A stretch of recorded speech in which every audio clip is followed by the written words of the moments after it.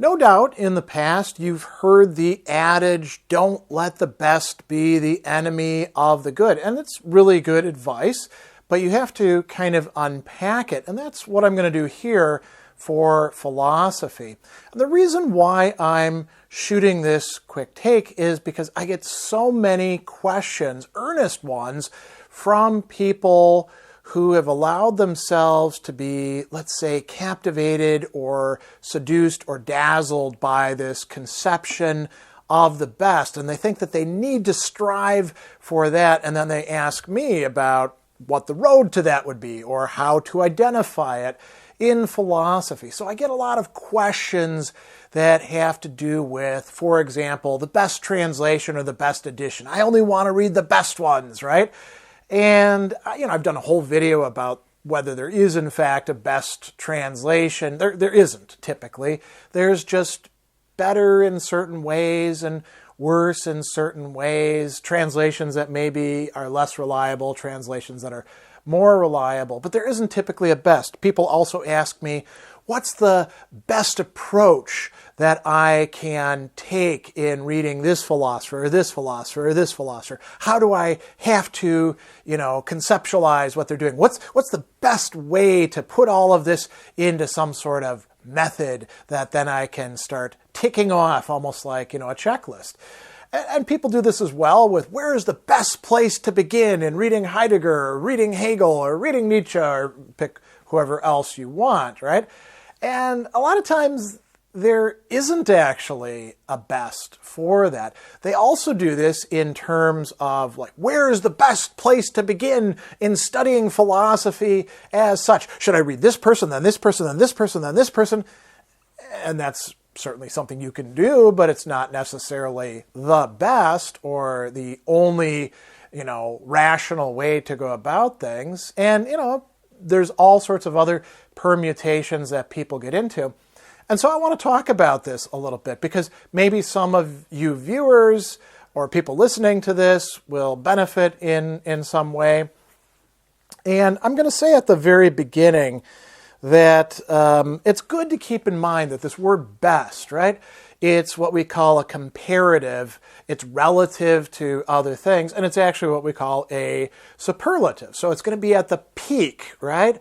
But it's going to be at the peak not by itself, but in relation to other things. So there's always some comparison going on there. There's no such thing as the best just by itself, simply so, at least in human affairs. And the other things to keep in mind is we don't just use this word in, that sort of comparative, superlative way. We also use it quite often to invoke an imagination or an ideal, something that's not real, something that's out there almost in utopia, in Never Never Land, as if it's, something real. And this is, a function of human language and human thought, and sometimes we get taken in by it. It's also used by a lot of people in what we could call puffery, because you can claim that something is the best, but unless you're actually qualifying the best in this way, in some demonstrable, measurable manner, what you're really saying is kind of an empty, airy, feel-good kind of signifier. Same thing with the worst. People get very hyperbolic about stuff.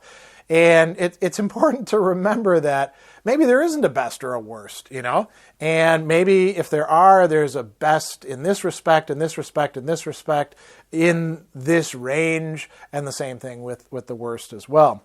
So when people are asking for the best in philosophy, or desiring this as well, right? Because that's why they're asking about it. They desire it. It's good to keep this in mind. So when we're studying philosophy, we will see philosophers talking about comparative things, right? Think about Aristotle and the different kinds of lives, right? There's the life pursuing pleasure, which is better than the life pursuing wealth. And then there's the life pursuing honor, which is better than those. And then we have possibly two candidates for the best kind of life, right? The most developed sort of life, the life of contemplation, the life of virtuous activity, with some adjuncts, friends, family members, enough wealth to not be destitute. And so within a particular philosophical schema, we see people talking about the best. We see them using this language about good and about better and best. And, this runs throughout a lot of different philosophical positions. But can we do this with philosophy itself? Whatever philosophy itself happens to be. That's a whole other vexed question, right? Oftentimes we're using this term philosophy, and what we really mean is the bit of it that we've actually studied ourselves, and we're using it as a stand-in for this vast, vast field and, pluralistic activity that's going on. That's a whole other side conversation.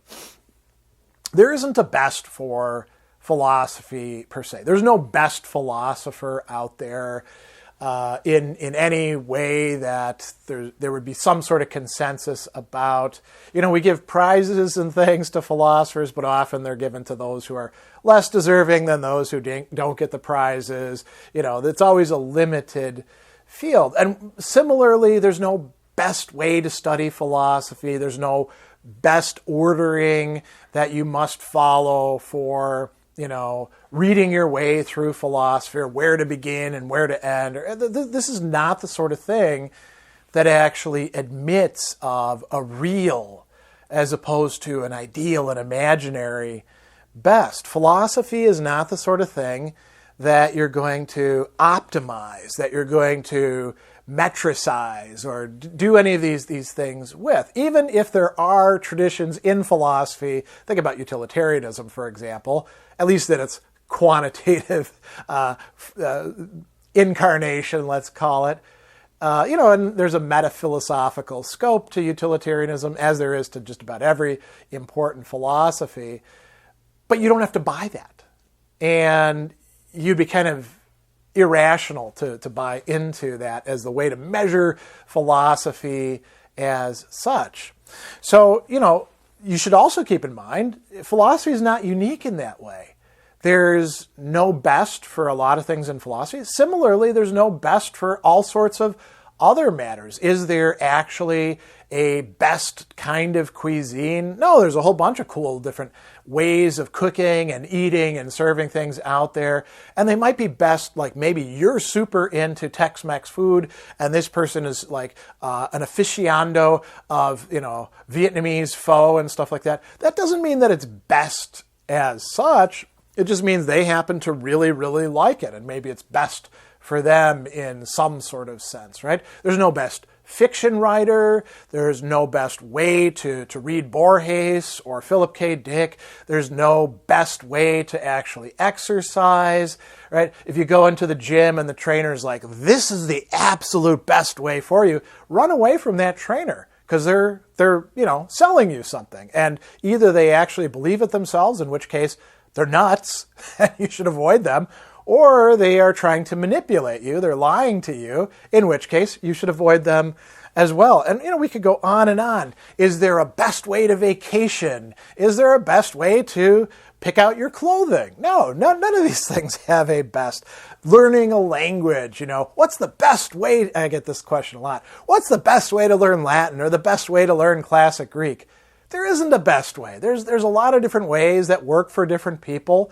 I mean, it doesn't mean that we can't say that some things are probably, on the whole, going to be more productive for most people, and then there's going to be some outliers, but that's not the best. That's not this unqualified sense that people are asking about.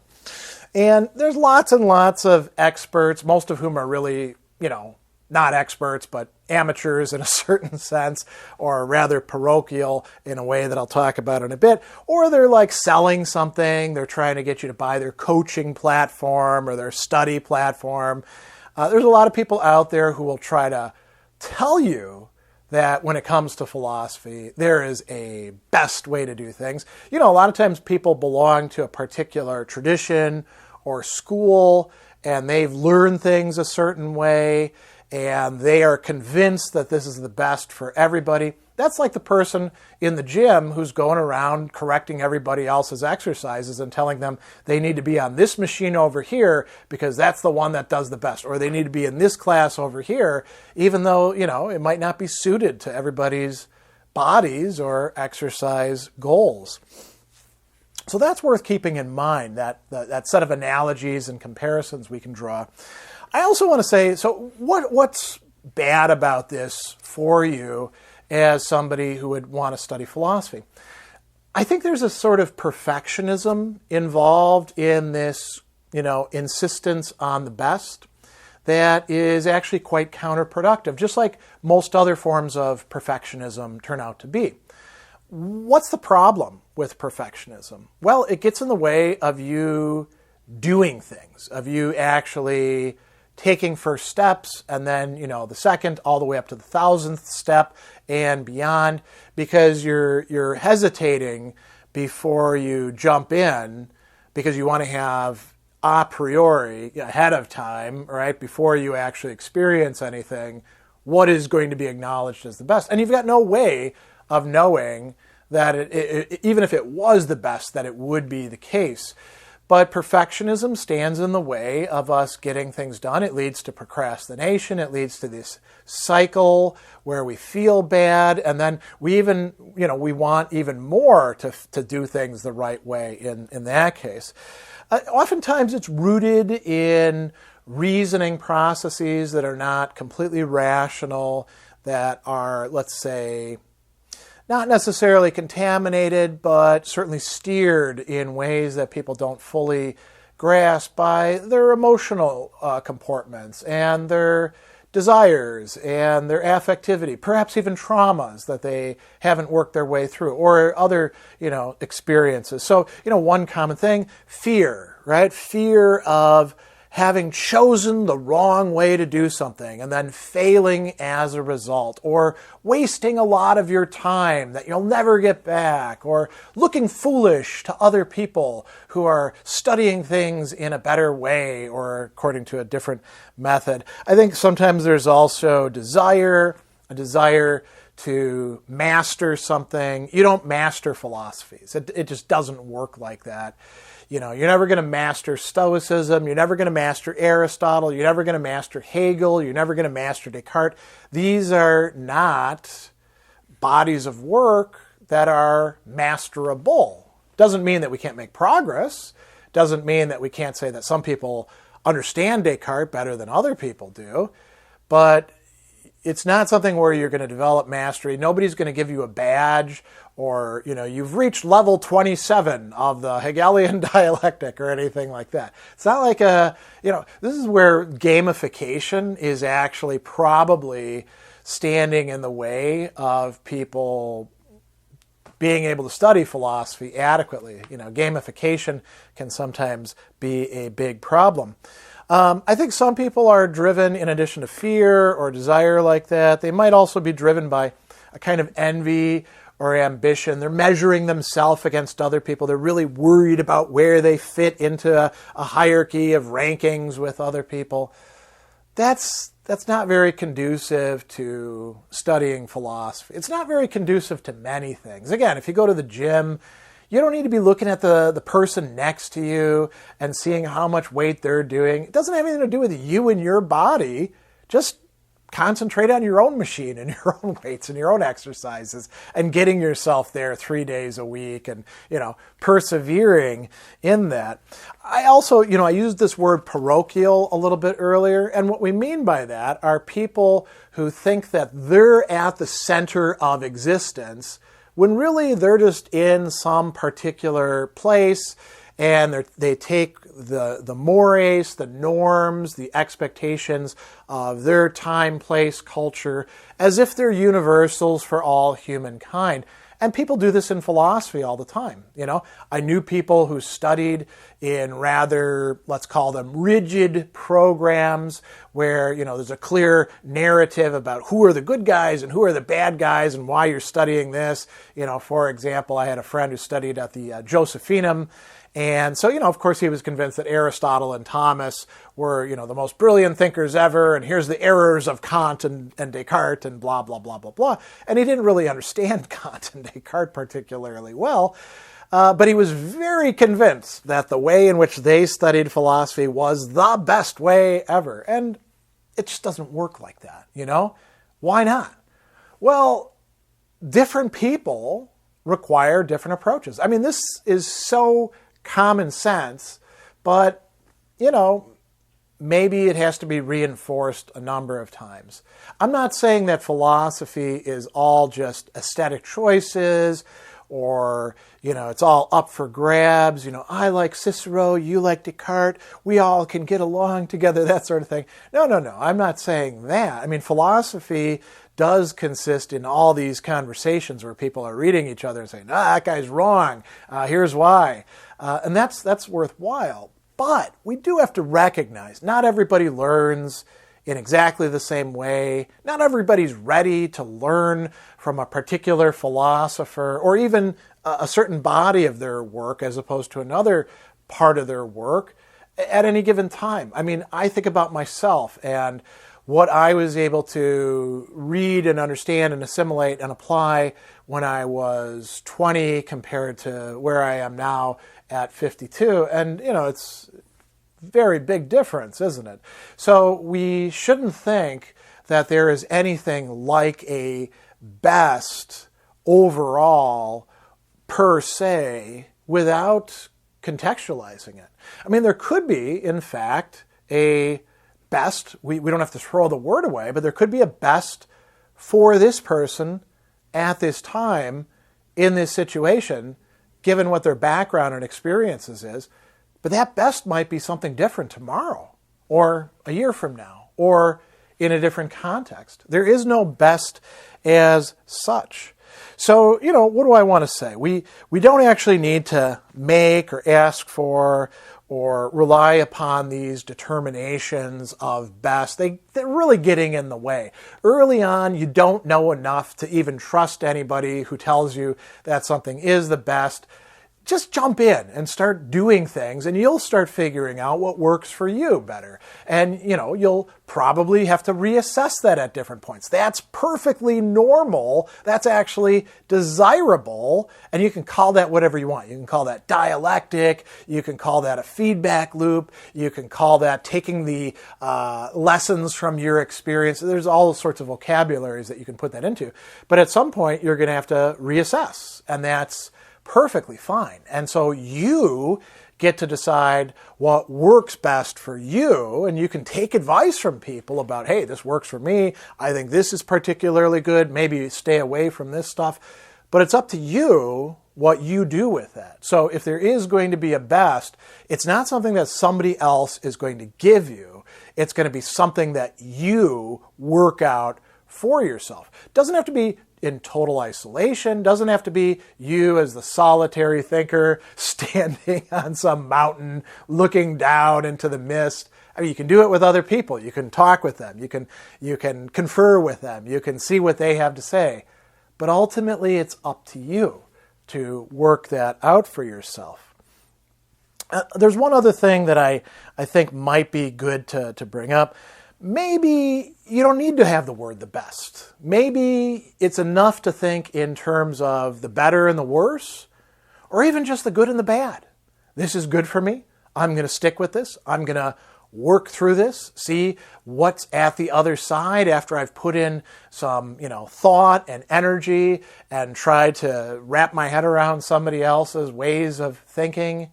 You don't necessarily need the best in order for you to be doing well, in order for things to be good. You can even have, like I said, evaluation of the better and the worse, but that doesn't entail tying yourself to this notion of the best. And so that's where I'm going to leave off. I think that's enough for me to throw in front of you right now. I'm not saying that the best is the worst or anything like that, but these are some reflections on what I've been seeing and my own responses to it that might be helpful for you in your studies and processes of development and growth.